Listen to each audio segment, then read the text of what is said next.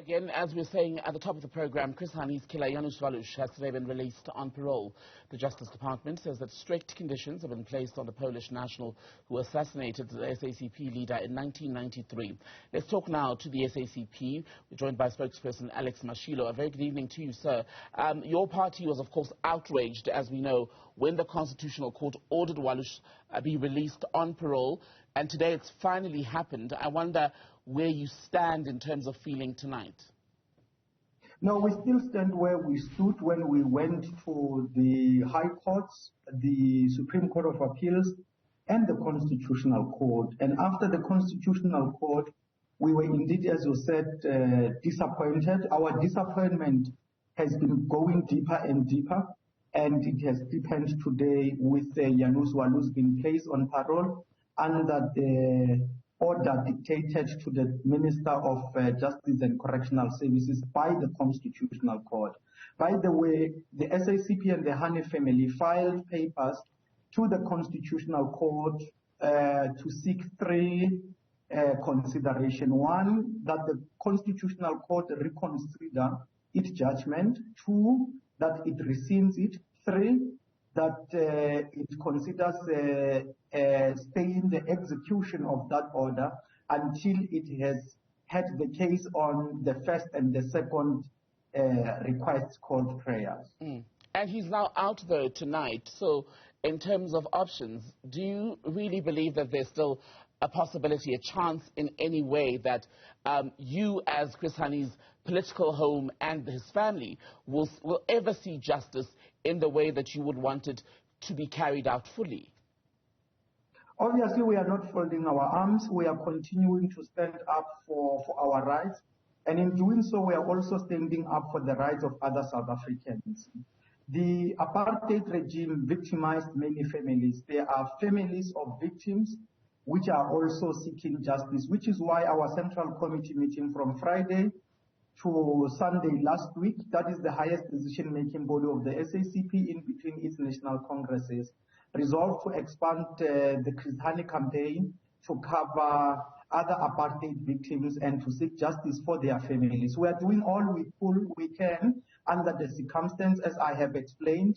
Our response to the Constitutional Court order is divided into two pillars. The first pillar is this one of legal consideration and strategy, and the second pillar goes hand in hand with it and is this one of mass mobilization activities. And I must say that in terms of legal consideration and strategies, we have also sent papers to the African Commission for Human and People's Rights to look into this matter from the point of view of the rights of the Chris Hani family, the SACP, and other apartheid victims, which we believe have been violated in the manner in which the Constitutional Court handled this case, and which we believe will continue to be violated if the Constitutional Court judgment will become a precedent, or in other words, the judge-made law or the case law that will govern parole in the country. If you go back to the 21st of November, you will notice that South Africa was redivided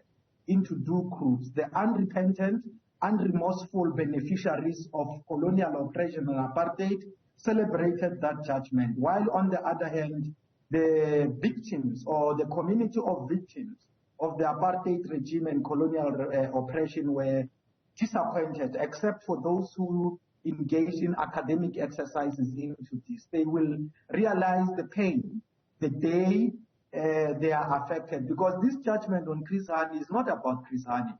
What happens is that if someone is assassinated today or killed or murdered, if someone is raped today and so on, the rapist, the assassin, the murderer might arrive in prison and from the word go start behaving as if they are a changed person to comply with the rules in order to tick all parole boxes. And come the day when they become eligible for parole, they will be considered for parole. So we are dealing with a matter that goes deep in seeking justice. Okay. You mentioned other people, other families whose loved ones may also have been killed in the violent manner in which Chris Hani was assassinated. And in some of the reaction, especially after the Constitutional Court had made that order, there was a conversation, I'm not sure how much of it you were able to follow, where people were saying, you know, there have been other families in South Africa whose loved ones were killed, and the killers are now out on parole because the law is what it is. And while it's a bitter pill to swallow, they too have had to swallow it. How would you respond to that?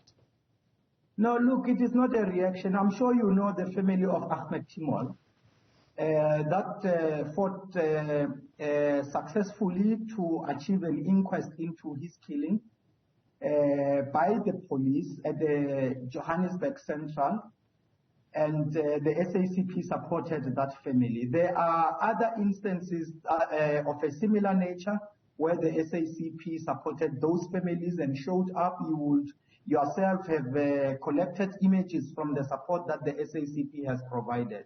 But saying this does not mean that the cases are the same in terms of their merits. There are differences in terms of the merits. I mean, when Chris Hani was assassinated, the assassins wanted to see apartheid continue in perpetuity. They wanted to block our transition from the apartheid regime to the democratic dispensation. They spilled Chris Hani's blood. Our response in 1993 to what they did resulted in pressure on the apartheid regime, giving us the first date for the free and fair democratic election held on 27 April 1994. We are looking at these cases, each one of them according to its own merits. Just on the issue of merits, as you say, the death of some political prisoners in detention, vastly different from the assassination of Chris Hani in his driveway in Boksburg almost 30 years ago now. Should there be an inquest launched, what would you want that inquest to establish? Definitely, there should be an inquest launched. You will recall that a year or two ago, in fact last year, the Department of Justice through the National Prosecuting Authority announced that there were prosecutors appointed to follow up on apartheid killings or assassinations or disappearances of people.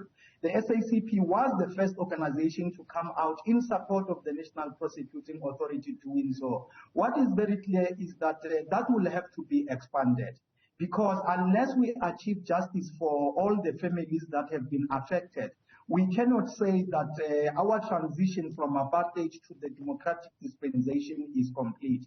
This transition will not be complete without realizing justice for all the families affected.